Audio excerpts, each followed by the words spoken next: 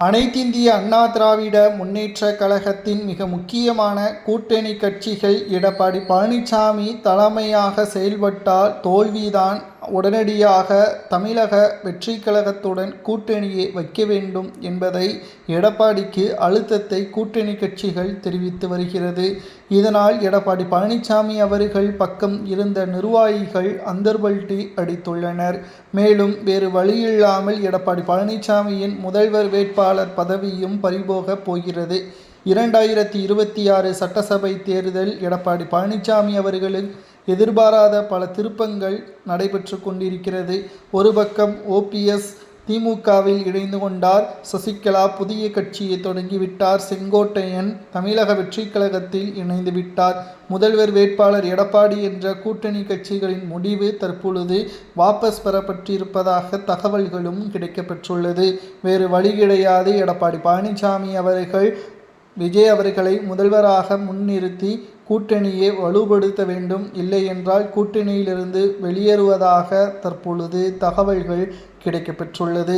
கூட்டணி கட்சிகள் வெளியேறினால் அது அதிமுகவிற்கு மிகப்பெரிய ஒரு தோல்வியை ஏற்படுத்தும்.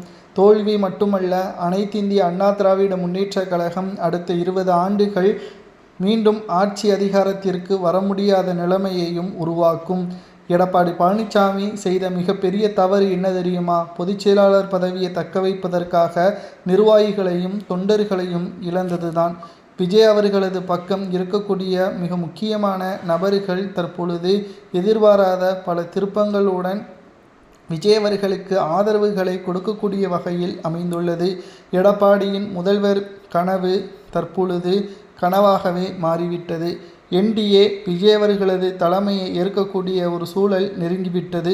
3ஆம் கட்ட பேச்சுவார்த்தை விஜய் அவர்களது தலைமை ஏற்க NDA கூட்டணி முன்வந்துள்ளது. எடப்பாடி அதற்கு தடையாக இருந்தாலும் எடப்பாடி வேண்டாம் என்று கூறி பாஜக NDA கூட்டணி தற்பொழுது விஜய் அவர்களது தலைமை ஏற்றால் அதுவும் எடப்பாடிக்கு பாதகத்தை ஏற்படுத்தும்.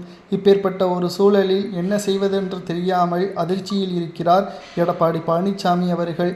வருகின்ற சட்டசபை தேர்தல் திமுகவிற்கு எதிராக விஜய் அவர்கள்தான் அரசியல் களத்தை செய்து வருகிறார். தொண்டர்களுடன் எடப்பாடி நெருக்கம் காட்டாத நிலையில் பூத் கமிட்டிகளில் பல்வேறு குளறுபடிகள் இருப்பதன் காரணமாக பிரதான எதிர்க்கட்சியாக இருந்த அதிமுக கோட்டை விட்டுவிட்டது என்ற குற்றச்சாட்டுகளும் முன்வைக்கப்பட்டு வருகிறது.